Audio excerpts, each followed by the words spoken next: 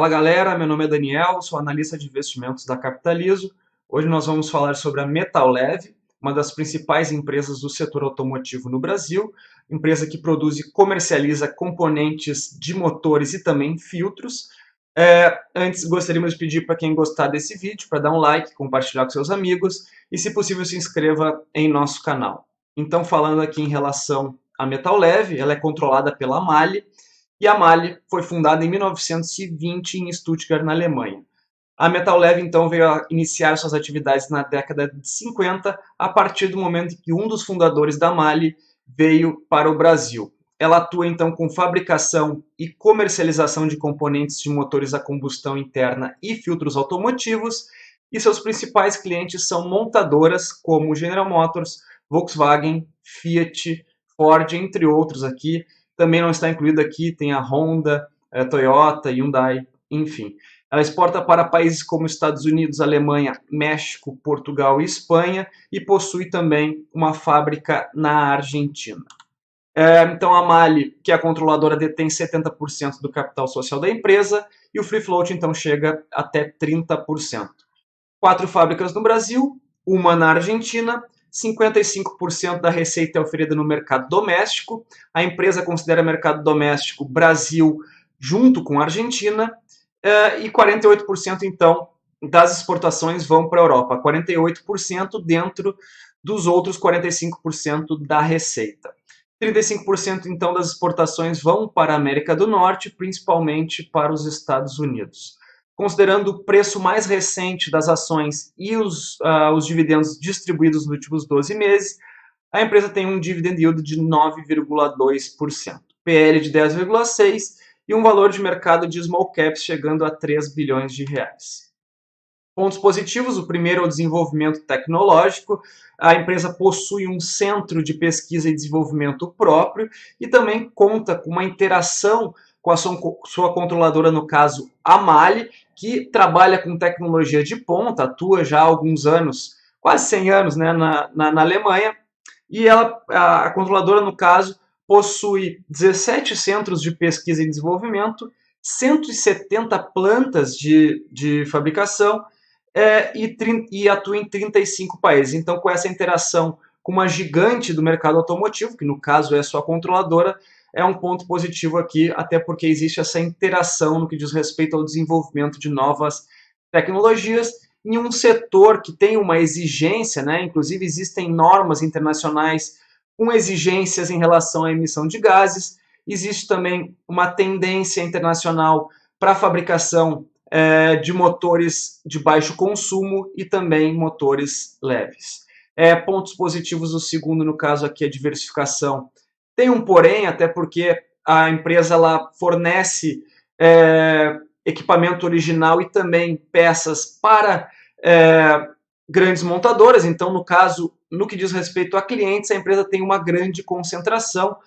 Tem aqui alguns clientes que correspondem a 10% da receita da empresa, mas vale ressaltar que a empresa tem uma alta diversificação no que diz respeito a produtos, desenvolve produtos junto com clientes e também fornecedores, e também tem, como eu falei ali, uma diversificação a nível global, exportando para vários continentes, principalmente Europa e Estados Unidos, e também com atividades na Argentina. Essa atividade na Argentina que não deixa de ser um fator de risco, até porque o país enfrenta grave crise econômica. Terceiro ponto, então, situação financeira confortável. A empresa tem uma baixa relação de dívida sobre patrimônio líquido, aqui um indicador de solvência. Também possui indicadores interessantes no que diz respeito à liquidez, né? O seu ativo circulante cobre e sobra em relação ao passivo circulante. A empresa tem uma relação dívida líquida sobre EBITDA também confortável. O EBITDA é mais do que suficiente para cobrir a dívida líquida em um ano. Então, a gente vai ver esses indicadores mais à frente numa tabela, mas é o terceiro ponto positivo. Quarto ponto, ciclo de expansão da economia nacional. Já tem indício agora de que a economia está num processo de crescimento. Aqui estamos falando então de um setor que possui uma característica cíclica. A partir do momento em que a economia avança, esses setores se favorecem mais do que outros que possuem menor volatilidade no longo prazo. sendo um ponto positivo para investimentos nesse momento de inflexão no que diz respeito à passagem de um momento de retração para um momento de expansão. Então, boa pagadora de dividendos, a gente vai ver também num gráfico mais à frente, que a empresa possui historicamente um dividend yield elevado e é um ponto positivo para quem gosta de investir visando a distribuição de lucros, o que é um indicador interessante para investimentos de longo prazo. Pontos negativos: desaceleração da atividade global, principalmente na Europa, e mais precisamente na Alemanha. A gente vem recebendo dados preocupantes em relação à atividade na Europa, inclusive o Banco Central vem realizando um afrouxamento quantitativo, a redução dos juros para incentivar a tomada de crédito e também a retomada do crescimento, e é um ponto negativo até porque a empresa tem correlação com a atividade global, principalmente na Europa, como a gente viu aqui no slide anterior, mais ou menos metade das exportações são direcionadas para a Europa. Outro ponto negativo aqui em relação à atividade global é a situação adversa na Argentina, até porque a empresa tem atividades no país vizinho e também conta aqui com exportações indiretas, até porque a partir do momento que ela vende equipamento para uma montadora que vai exportar para a Argentina, ela também acaba sendo impactada. A gente viu recentemente aí que a proporção de exportações do setor automotivo caiu de 75% para 50% no que diz respeito a exportações para a Argentina. Existem alguns países compensando, como no caso a Colômbia e o México, mas o México também vem apresentando dados econômicos que demonstram uma certa acomodação, embora o Banco Central do México tenha reduzido a taxa de juros recentemente para tentar dar uma reaquecida na economia. Outro ponto aqui: variação no preço de commodities, foge do controle da empresa e acaba impactando a sua margem bruta. Principais produtos, então, utilizados na fabricação são alumínio, níquel, cobre, estanho e aço. Importante, então, ficar atento à variação no preço dessas commodities. Fatores ambientais, então, como eu falei, normas internacionais em relação à emissão de gases. Caso a empresa não cumpra essas determinações, ela pode ter aí problemas no que diz respeito à participação de mercado. Existem também questões relacionadas a descartes e manuseio de substâncias. São aqui, então, fatores de risco dentro das atividades da Metal Leve. Passa rápido aqui em algumas questões operacionais, aqui só para um panorama geral do desenvolvimento em relação a exportações. A gente pode ver que a Europa é o principal destino das exportações da empresa, em segundo lugar a América do Norte, principalmente Estados Unidos. Aqui o desenvolvimento em relação à distribuição de dividendos, em laranja o dividend yield, que permanece elevado desde 2014, uma queda aqui até 2016 e agora apresentando uma retomada.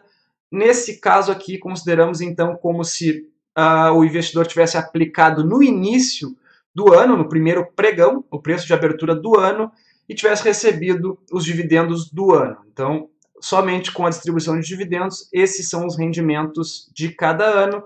A gente pode ver também um crescimento no montante distribuído desde 2016. Aqui a dívida, né, a estrutura de capital da empresa. A empresa tem uma grande proporção de dívida de curto prazo, principalmente no que diz respeito a notas de crédito à exportação e também adiantamento sob contrato de câmbio. Mas é importante ressaltar que somente o que a empresa tem em caixa, né, já cobre ali um pouco menos de 1/3 dos financiamentos, mas a empresa também tem, a gente vai ver mais à frente, um fluxo de caixa livre interessante que ajuda aqui a cobrir o restante do endividamento. A empresa também possui uma dívida de longo prazo bem esticada, como a gente pode ver, até 2030. De uma forma geral, a empresa tem uma estrutura de capital conservadora. Até esses indicadores mostram mais isso, né? A relação de dívida bruta sobre patrimônio líquido ali próximo de 30%, dívida líquida sobre EBITDA abaixo de 1, então o EBITDA ele é suficiente para cobrir a dívida líquida, o EBITDA acumulado em 12 meses. Índice de cobertura de juros, o EBITDA ele cobre em quase 3 vezes o custo da dívida, a rentabilidade alta de 22%, indicadores de liquidez corrente, ativo circulante sobre passivo circulante chegando a quase 2 vezes também. Liquidez seca, que desconsidera o inventário no ativo circulante também, acima de 1, demonstrando que a empresa tem condições de cumprir com suas obrigações de curto prazo. Vale ressaltar que mais ou menos 30% do seu ativo circulante de recebíveis de clientes, outros 30% de inventário, tendo ali um caixa em torno de 110 milhões de reais. Caixa líquido das atividades operacionais cobre já há algum tempo as atividades de investimento, a empresa então com um fluxo de caixa livre aqui acumulado em 12 meses de mais de 130 milhões de reais. Então, o suficiente, a empresa não precisa se financiar nesse sentido para as operações, ela vem, na verdade, se financiando para questões relacionadas a desenvolvimento de novas tecnologias, atividades relacionadas à pesquisa e desenvolvimento. Aqui só para mostrar alguns dados do primeiro semestre, a gente pode ver que as vendas no Brasil cresceram, muito puxado por compras de locadoras, também tem algum impulso forte em veículos pesados, produção de veículos pesados também com variação positiva, veículos leves também, queda na Argentina, como a gente falou, o país enfrenta grave crise econômica. Na Europa nós também temos uma situação diversa, com uma queda na venda de veículos leves, na produção de veículos leves e a produção de veículos pesados estagnada. Nos Estados Unidos, queda na produção de veículos leves, mas uma forte elevação na produção de veículos pesados. Então, um ponto positivo na produção.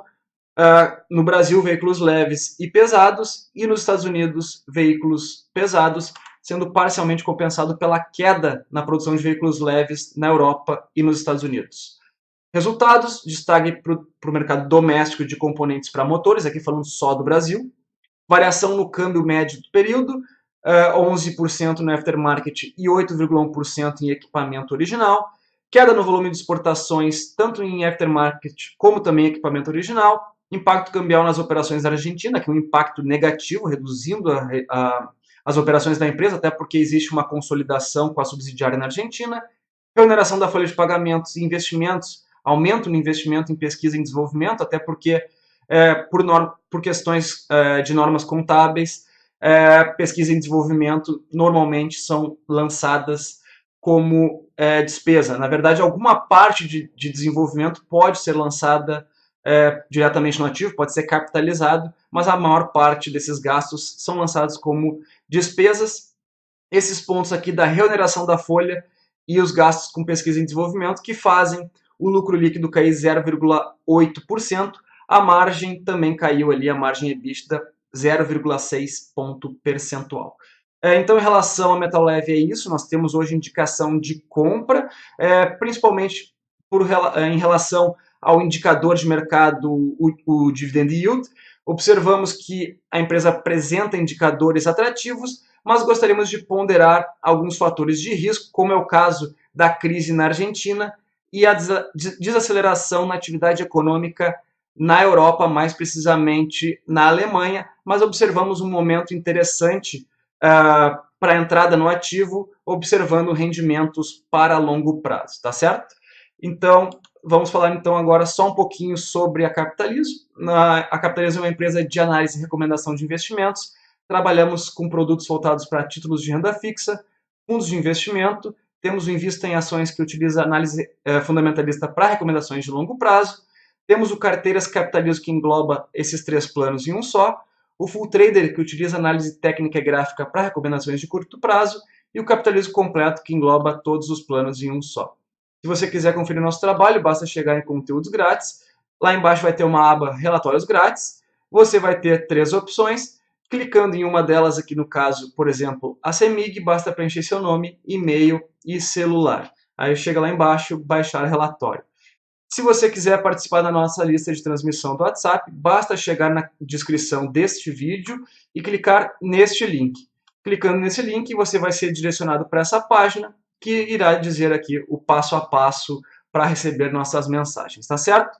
Então, em relação a metal leve é isso, até o próximo vídeo e um abraço.